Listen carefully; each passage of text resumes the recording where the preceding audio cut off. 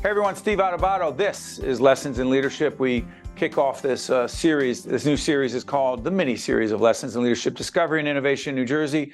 So there'll be a whole range of programs with people in this state who are involved in discovery and innovation. And our partner in that is Chris Palladino, president of New Brunswick Development Corporation, DevCo, and Helix behind him. Chris, this series, Discovery and Innovation in New Jersey, there'll be Tim Sullivan from the Economic Development Authority, the head of the RWJ Barnabas Health, the head of Hackensack Meridian Health, Princeton University, Rutgers University, all your partners.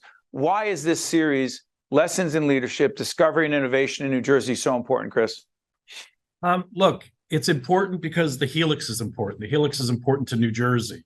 We're building an ecosystem that is going to foster scientific collaboration, discovery, and commercialization, and hopefully reignite the innovative spirit of New Jersey, which has been part of our history. Yeah, tee it up, Mary. Yeah, definitely. And we're going to be talking a lot about discovery. What does that look like in 20 seconds or less? What does discovery and innovation look like in New Jersey? New Jersey has, a long history of this. Thomas Edison, Albert Einstein, Sarnoff, Waxman. They created industries, they created jobs. And what we are trying to do is create an environment where the next telephone, the next laser, the next pharmaceutical or therapy is going to be founded and create an entire new industry in New Jersey. And this is creating an environment where creative collisions can happen. What's fortunate is that people have finally realized once again that they need to collaborate. They need each other. They can do more in partnerships than they can alone. And this is a place that can do that. And so you may wonder, discovery and innovation in New Jersey, and I appreciate that Chris Palladino mentioned Edison. On our sister series, Remember Them, that I do with Jackie Chikarico, we did a whole special on innovation in New Jersey that started with people like Edison. And so to Chris's point, this whole series, Discovery and Innovation in New Jersey, we'll talk to people, we'll feature people who are making a difference, who are innovating, who are discovering. New Jersey has that history, as Chris said, but why not in New Jersey again? And that's what's happening at the Helix. Chris, thank you, my friend. Thank you, Steve. Thank you, Mary. You got it. Lessons in Leadership, Discovery and Innovation in New Jersey. Here it is. Yes, this is Lessons in Leadership. Steve Adubato, my colleague Mary Gamba, and we welcome our good friend Jose Lozano, Chief Growth Officer at Hackensack Meridian Health, one of our longtime partners in the world of healthcare. Good to see you, my friend. Hey, good seeing you. Now, you are in Nashville, Tennessee, as we do this. Yes. Why? We are members of a really... Or is it a secret? Because now No. We're moving beyond New Jersey. We're just skipping a couple of states and going right to Tennessee. No, we actually are members of this really great group, Leadership Institute, that allows a bunch of healthcare executives and leaders from around the country to come together and really share some of the best practices, some of the things that we're dealing with in the industry. And so it's a 2-day facilitated discussions, presentations, and sessions. It's great. We do this on a quarterly basis, and it travels around the country. Good stuff. Jose, let's do this. We're going to talk about the Helix that Chris Palladino introduced, our longtime partner over at DevCo, and we'll talk about the Helix in a minute. But I want to talk about, since we're talking about innovation and discovery in New Jersey, the Metro Park Initiative. What is it? And our partners at NJ Biz did a huge story on this. What is it and why is it so important? Metro Park is one of those really cool, unique sites that allowed us to actually bring good quality healthcare to a metropolitan, to a train station, which actually has not been done anywhere else in the country. So we are building a 240,000 square foot building, of which 65,000 will be comprehensive healthcare, from urgent care to a pharmacy, multi-specialty, primary, orthopedics, diabetes, a women's care center.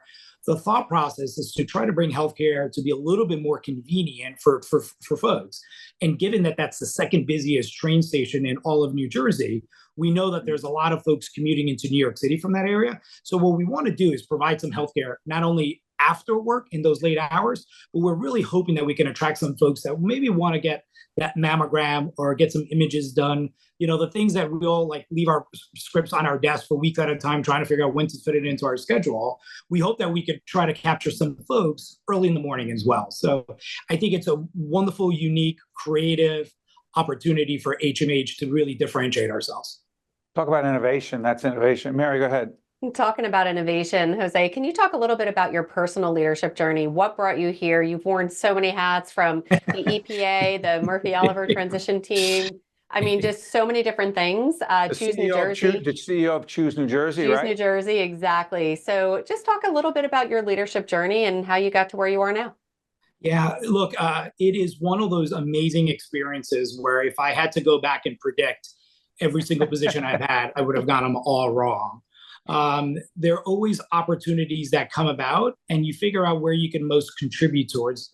And so for me, government, I'm a huge public policy guy. I think it's just in my blood to able to give a voice to those that don't unfortunately have a voice. And where I find healthcare is the closest to government and public policy as you can get without having to be in government. It's always helping and thinking about the greater good for the communities you serve. And so I genuinely loved healthcare. And yes, I did have where I often joke at HMH as I took a 4-year sabbatical to become the CEO of Choose, but I got to bring back some really great experiences. I know the market in New Jersey. I know the communities that are growing. I know the needs that are having. I spent 4 years convincing companies to make New Jersey home. And so I knew exactly, what those locations could look like, what the values are, the value proposition. And so to be in my role now at HMH, and be able to actually take what I learned those 4 years and bring it through the healthcare lens is actually a really cool experience. Along those lines, one of the things about leadership that we've come to understand, and you and I have talked about this a million times offline, as Mary and I do as well, so much of effective leadership or getting things done is about relationships, right? Yeah. This program was introduced by our longtime friend and colleague, Chris Palladino at DevCo, talking about the Helix. What, from your perspective, what is the Helix? Why does it matter? And describe HMH's role in being a partner with other organizations that no one could simply do by themselves. Please. Okay. No, you can't. Look, I'm extremely honored that I was a part of the early team when the Helix was originally proposed back during the days of the transition and prior to my time at Choose. And looking at New Jersey had so many ingredients. The transition with Governor Murphy. That's right, the Governor Murphy's transition when Chris first came up with this concept. What's really cool is that New Jersey has all of the ingredients to make this really cool environment, but we didn't have one focal central place that this could be done. And there was no better place than in New Brunswick, the middle of the state, across from the largest university with amazing history, and the health and life sciences. And so when Chris proposed this concept of creating, often what I say, if Kindle Square and RTP had a baby, it would birth the Helix. So it's the modern day research facility, innovative facility where the greatest ideas and the greatest minds are coming together to work together. And so how do you create something like this and not have Hackensack Meridian Health there? I think the uniqueness and the uniqueness of the site is a nice, healthy balance of finding research and practitioners sort of coming together to really solve the problems of tomorrow. And so when you're bringing in together Rutgers University and Princeton, and then you're bringing in HMH and you're bringing in Robert Wood Johnson, you're talking about 4 large institutions who compete at moments, but are willing to put our competitive nature aside to come together to come up with some of the best ideas.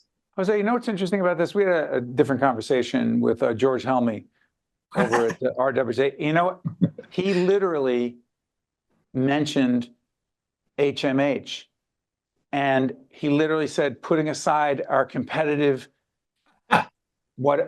almost word for word. Why is that so important? I did say it back. Of course you said, yeah. But here's the question.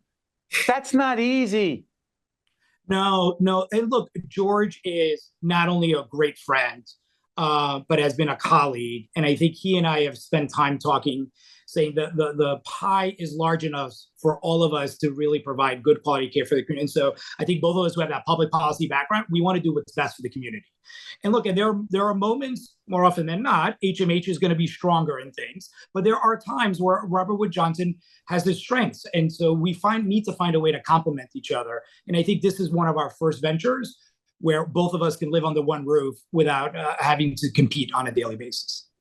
Well said. Mary. Yeah, what I'm hearing a lot right now is consensus building, team building, dare I say, coaching, mentoring, lifting each other up. Can you talk a little bit about your perspective on that in terms of really how we can build up those around us, whether it's in a leadership development capacity, whether it's those that are just getting started out? I would really love your perspective on that, because as you said, we are also cutthroat, we're also competitive, but having that consensus building, we're a lot stronger together.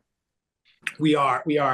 I often tell the teams that work for me is we shouldn't be trying to solve all of the problems by ourselves. We are better when we have more than one perspective, experience, background together in the same room, trying to tackle some of the challenges ahead. And so I often say the more the better. I know it's often you don't want too many in the room, because then it becomes a little chaotic, but you want to make sure that you have multiple perspectives when you sort of come together. Secondly, when you look at healthcare in itself, and I look at HMH, we have such a wealth of knowledge. And I know that both of you have worked with so many of our colleagues on the senior leadership teams. I'm often careful that we need to ensure that we capture much of their experiences. That's right. And much of the leadership experiences and their thought processes before they retire and they leave. We need to build and prepare that next bench, that next generation to continue the great work. And it's not just in healthcare. I mean, it's all multitudes of levels. I mean, even in government, we have so much time has been spent in kind of this core group of folks that we need to start to think about who's that next level of generation. Are we preparing them? Are we giving them the nourishment, the mentoring that we need, and 2 levels down? And so I think every leader has a responsibility to go bows into the organization and identify some younger folks, teach them, give them the experiences, let them learn from the mistakes that we made to avoid, hopefully one day have them avoid making those mistakes. To Jose's point, we have been honored for the past many years to facilitate the HMH Physician Leadership Academy. We work with top-level physician leaders in the organization for years now, and also other executives outside of the Physician Leadership Academy at HMH, really around public communication and its connection to leadership. And the idea that people think, Jose, oh, it's just natural. Leadership is natural. Public communication is natural. It's not, is it?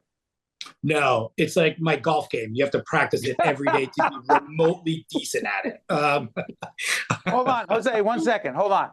Since you mentioned that, Mary, we interviewed this guy, Dr. Bob Rotella. I don't know if you can see this put in post-production. It's called Golf is Not a Game of Perfect. It was written for people like us, Jose, who have real jobs outside of golf and then think we're going to go out there and be good. I know, but it's our competitive nature. No, it takes a lot of work, and it takes a lot of patience. I have at HMH right now, I have a little bit of a larger team that I've had in the past, but I have to make sure that I have the patience and I have to make the time to be accessible, because you want to be able to support and nourish and just work with them. And I often tell my folks, it's like, I know I've succeeded as a leader if you do better than I do in this current role, right? I want you all to surpass all of the things that I have actually been able to do in my career so far. Developing other people outside of their comfort zone, reaching their potential, whatever that means. It's a big part of leadership. Jose Lozano is Chief Growth Officer at Hackensack Meridian Health. Good to see you, my friend. We'll be playing golf and struggling together with our friend Mark Sparta and also Kirkus. Kirkus, he probably struggles too. What do you think? I think we all do. We're all type A's. So 4 type A's playing golf, we don't get to do it. I'm sure it will be a blast. Golf is a game far from perfect for some of us. Thank you, Jose. Mary and I will be back right after this. This edition of Lessons in Leadership is made possible by the Buccino Leadership Institute at Seton Hall University, Prager Metis, Valley Bank, the International Union of Operating Engineers, Local 825, the North Ward Center, the New Jersey Sharing Network, Delta Dental of New Jersey, the Helix, Fedway Associates, Inc., the Port Authority of New York and New Jersey, Veolia, Resourcing the World, Choose New Jersey, and Seton Hall University, showing the world what great minds can do since 1856. Most people don't think about where their water comes from, but we do. Veolia, more than water, resourcing the world. We're now joined by our two longtime friends, Tony Russo. Tony, you go by Tony, right? Tony works. Tony Russo, President, Commerce and Industry Association of New Jersey, and CEO and publisher of Commerce Magazine, our longtime media partner, and Michael Shapiro, founder and CEO, TAPinto, and founder and CEO of Hyperlocal News Network. Tony and Michael, great to have you with us. Thank you, Steve. Good to be here. Great to be here, Steve. What's in Italian? There's a word for this. It's called a mashad. Tony knows exactly what I'm talking about. It means a marriage, sometimes arranged, back in the day. But this is a partnership between the two organizations. Tony, talk about it. Yeah, thank you, Steve. And I've known Mike now for a few years, and it's getting harder each month to really stay in front of people with all the information overload that's out there, both in the internet and just people's busy lives, right, working remote. So Commerce Magazine, I'm happy to say our partnership with you has been great. But we were founded in 1968, and we're always looking for ways to improve what we do and how we deliver the magazine. And so when Mike and I saw each other last November, he and I just talked about this partnership, and it's great because his platform, and I'm sure he'll talk about it, just the access to that local news media, right, in terms of the people that want to cover or want to get their news from the internet. Mike's platform is great that way. So when we signed the partnership with Mike, launched about 3 months ago, it's been nothing but great news in the sense that our exposure now, to the local communities that Mike serves with his platform has just been great. So, and it's a way to deliver the business stories that we capture to his audience. And as Tony said, all of us are looking for different, innovative, creative, impactful ways of reaching different audiences. Michael, talk about your platforms, and how it's connected to the work that Tony and his colleagues are doing. Sure, Steve. So I founded, TAPinto now about 15 years ago. And about 10 years ago, we started franchising to enable people to start local news sites in their communities. Today, we have almost 100 franchise TAPinto local news sites in New Jersey, covering over 125 municipalities. Each site provides original local news reporting every day. They have to be objective. They have to follow the Society of Professional Journalists ethics. Recently, over the last year or so, I've been approached by a number of print newspapers, radio stations, one-off hyperlocal news sites who have said to me, hey, we love your platform. We'd love to be part of it. But A, we want to be able to keep our own branding. And two, all of the back office services that you provide to your franchisees, we'd like to be able to have them a la carte. So, in the recent months, we've been able to create the technology to enable us to white label our platform to public. What does that mean? White label? Basically, it enables us to provide our platform to Commerce Magazine so that they're able to be on our platform, seamlessly share content and sell advertising between all of the publications in the network, yet 100% keep their own branding. So when you come to the Commerce Magazine site online, you don't see TAPinto anywhere on it, including the domain name, but it's running on the same platform. And my view is that it's kind of the ultimate in collaboration. It's publications coming together where they can seamlessly share content with each other. So for example, when Commerce Magazine does a business story, a statewide business story, they can share that content with all of our local TAPinto sites in the network. Similarly, if a TAPinto site, say in Westfield, covers a business grand opening story, they can share that story with Commerce Magazine, and now Tony's magazine has that content.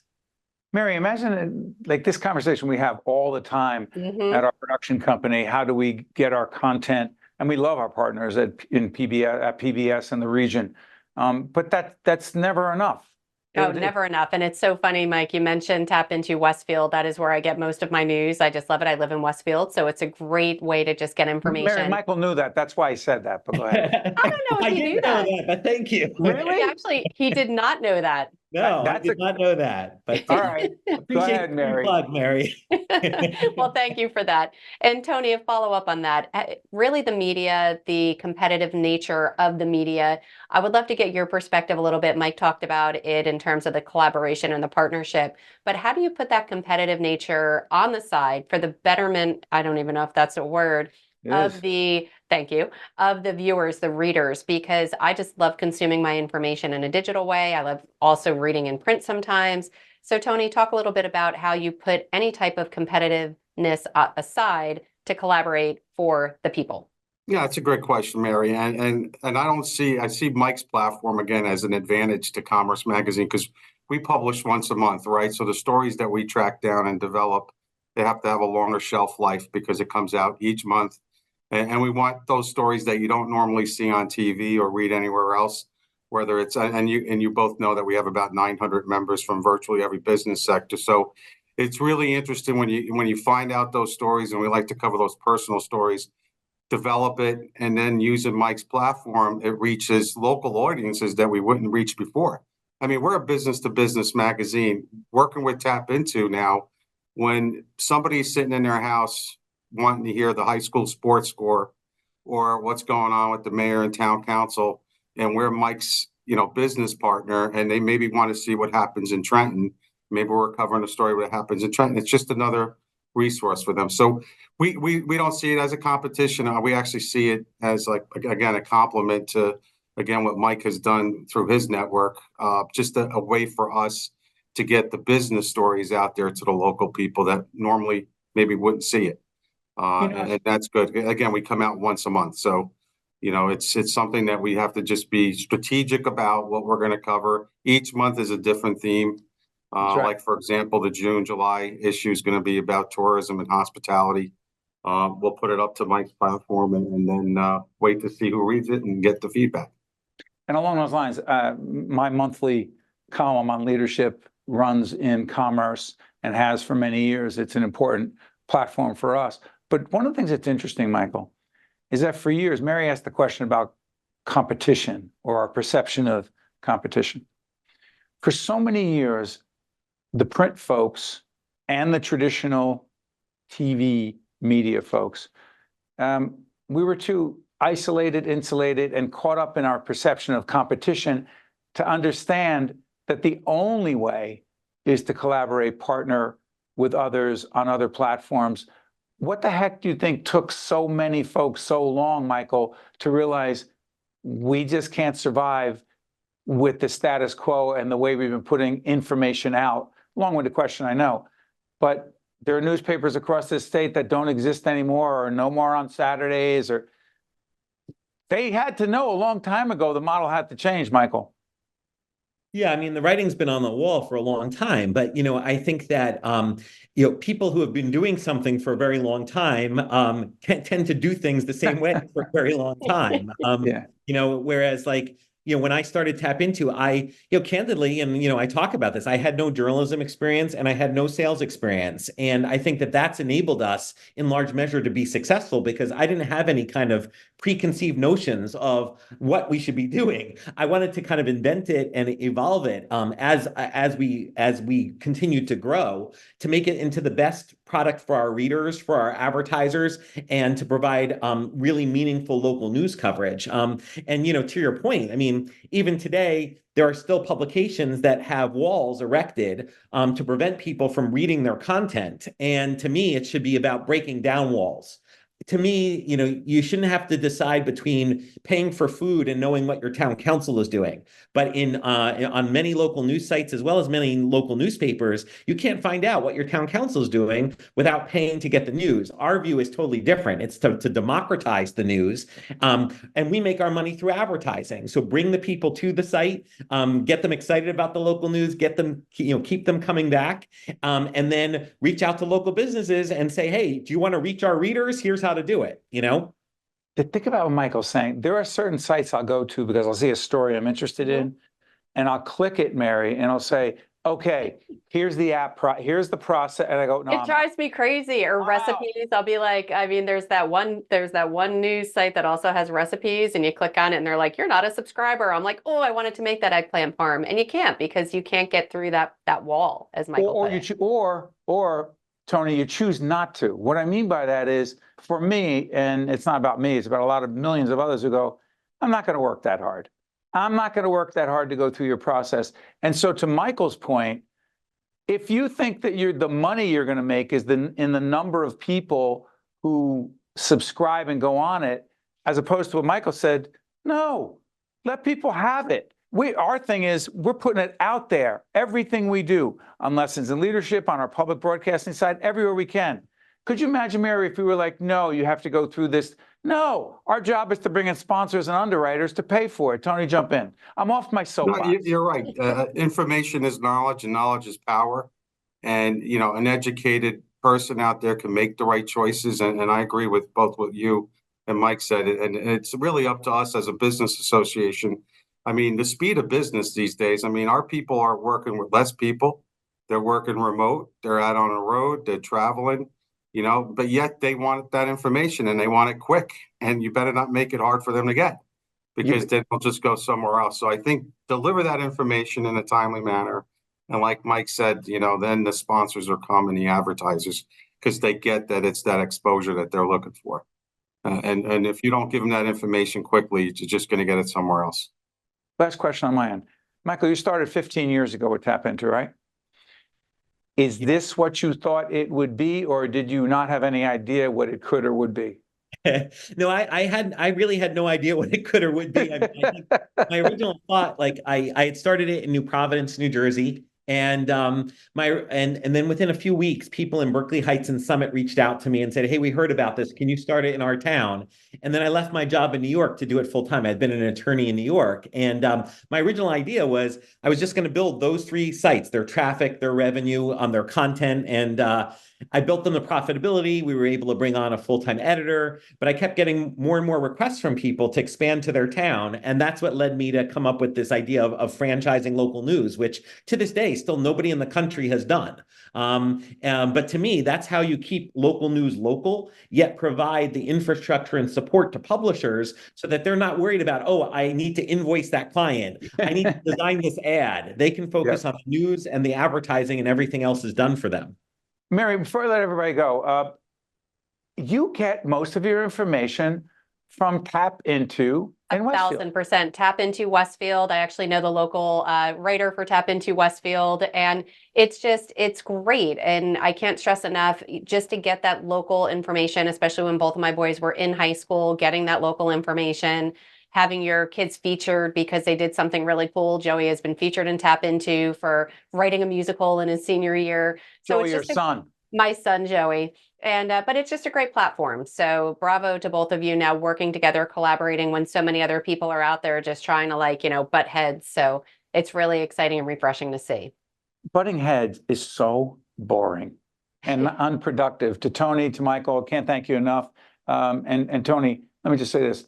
You've been a great longtime media partner, and you've helped expand our audience and our brand, and hopefully it's mutual. Thank you. And Michael, wish you and your team all the best as well. Thank you, Steve and Mary. Thanks for covering this. It's that important. And Mike, love our partnership. So look forward to growing it. Me too, Tony. Good stuff. Hey, Mary, let me ask you this, because I know we're in real time. Are we done, or do we have We're done. We're done. You can say goodbye. That is it. It's been a great show once again. Catch you next time. But you have to have the last word, so go ahead. No, Mary did it. Listen, our partnership is evolving. Apparently, Mary says goodbye now, and I'm just in the back of the bus. Take care, everyone. See you next time. I did have to have the last word. See?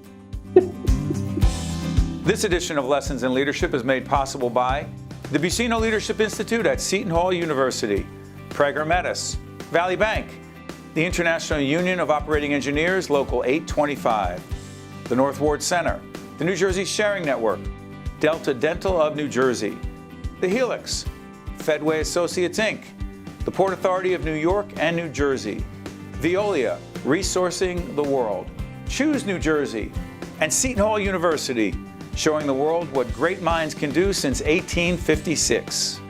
This is Mary Gamba. If you want more leadership tips and tools, log on to stand-deliver.com. That's stand-deliver.com. Promotional support for this edition of Lessons in Leadership with me, Steve Adubato, and my colleague Mary Gamba has been provided by NJ.com, NJBIA and New Jersey Business Magazine, CIANJ and Commerce Magazine, and the Meadowlands Chamber and Meadowlands Media.